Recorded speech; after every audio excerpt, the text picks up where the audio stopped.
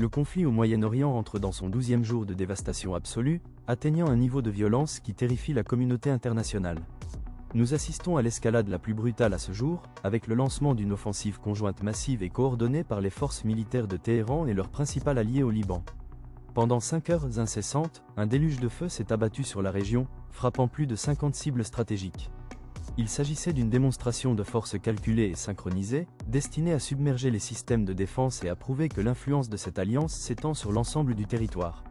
L'air au-dessus de la région vibre au rythme des combats, tandis que cette lutte monumentale pour la domination atteint son point le plus critique de l'histoire moderne.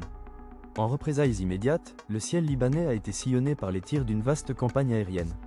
Après avoir été la cible de dizaines de roquettes tirées depuis le nord, l'armée israélienne a lancé une riposte dévastatrice contre ce qu'elle qualifie d'infrastructure de la résistance. Ces échanges incessants transforment toute la région en un théâtre de guerre totale, où la quête de sécurité se heurte de plein fouet à la dure réalité de la destruction par les technologies de pointe. La mission de protection de ces frontières est confrontée à un défi majeur, les règles d'engagement étant redéfinies par la force à chaque instant.